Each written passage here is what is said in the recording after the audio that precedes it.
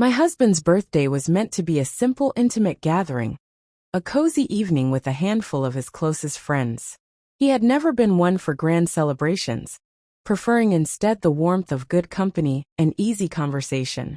Wanting to make the night special in our own way, I spent the day preparing appetizers, arranging the living room with soft lighting, and setting a welcoming atmosphere. By the time our guests arrived, laughter filled every corner of the house, blending seamlessly with the hum of lively conversation. It was one of those perfect evenings where everyone felt completely at home, where time seemed to slow just enough to be savored. As the night unfolded, I moved around the room, refilling drinks, offering snacks, and making sure everyone was comfortable. My husband was deep in conversation with his friend Mark, while Greg, his best friend since college, had taken on his usual role as the life of the party.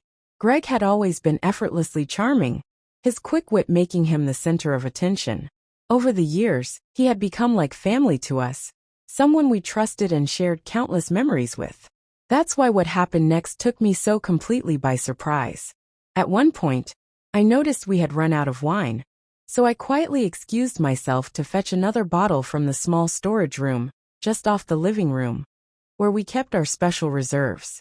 Kneeling down to reach the bottom shelf, my fingers brushed against the neck of a bottle when I heard footsteps approaching behind me. Assuming it was my husband coming to help, I didn't think twice about it. Then out of nowhere, I felt a sharp, playful slap on my backside. Startled, I immediately stood up, turning with an expectant smile, ready to see my husband's amused face. But it wasn't him. It was Greg. He stood there with a mischievous grin, his eyes sparkling with a bold playfulness that made my stomach twist uncomfortably. He even had the audacity to wink, as if we were sharing some kind of private joke. For a moment, I was utterly speechless, my mind scrambling to make sense of what had just happened. This was Greg, someone we trusted, someone who had been a constant presence in our lives. The casualness of his gesture, the way he acted as if it were nothing, made me briefly question if I had somehow misinterpreted it. But the cheeky smile on his face told me otherwise. I forced a small, awkward laugh, hoping to brush it off, to make it nothing more than a fleeting moment. Greg seemed to take that as permission to do the same. Chuckling, he said, "Don't look so shocked, it's all in good fun," before strolling back to the group, leaving me standing there, still trying to process what had just occurred.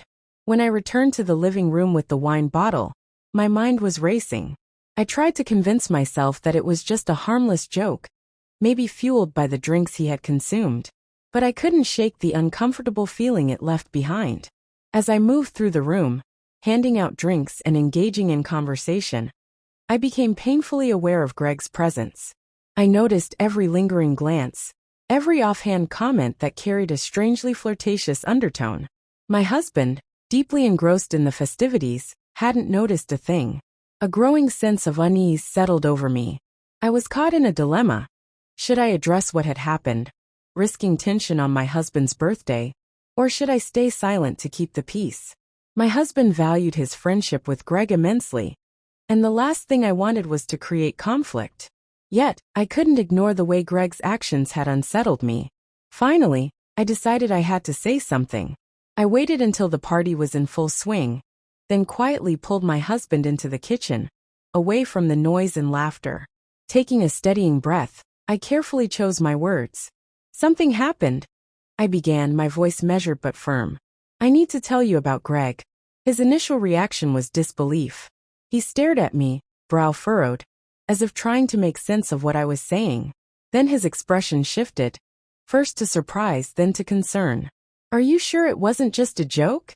he asked hesitantly, clearly struggling to reconcile the image of his best friend with what I was telling him.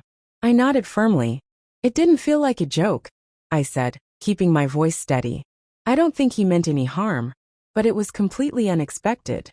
My husband ran a hand through his hair, clearly torn. I could see the internal battle he was waging, his loyalty to his friend clashing with his instinct to protect me. After a long moment, he gave me a reassuring nod. "I'll keep an eye on him," he promised. When we returned to the party, there was a subtle but definite shift in my husband's demeanor. He didn't confront Greg directly, but he stayed close to me, his arm around my waist, his hand resting protectively on my shoulder. It was a quiet but unmistakable stance, one that Greg couldn't ignore. I caught him glancing at my husband several times, his once confident expression faltering as he sensed the shift in the air. The rest of the evening passed in a strange, tense haze. Greg became noticeably quieter, his usual playful energy dampened. Though he still tried to joke and keep up appearances, there was an unmistakable hesitance in his demeanor. I felt torn, relieved that my husband had my back, yet unsettled by the incident. The Greg I had known for years, the one who had been like family, suddenly felt like a stranger.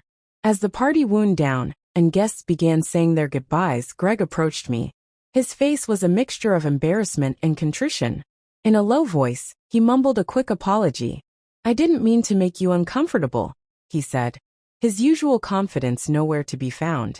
I could see the genuine regret in his eyes, and while his apology didn't erase what had happened, it offered a small sense of closure. Later that night, when the house was quiet once more, my husband and I sat together, reflecting on everything. He assured me that he would address the situation with Greg, making it clear that boundaries had to be respected while preserving their long-standing friendship.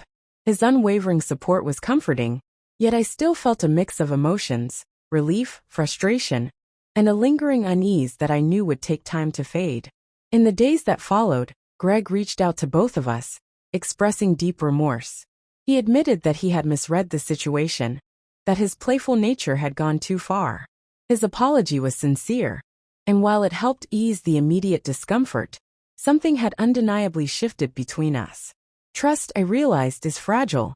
A single moment, a single action, can alter the course of a relationship in ways we never expect. The experience, however unsettling, brought my husband and me closer together. We became more attuned to each other's boundaries, more committed to fostering mutual respect in all our relationships. Though Greg remained in our lives, the memory of that evening lingered, a subtle but significant reminder of the importance of trust, respect, and open communication.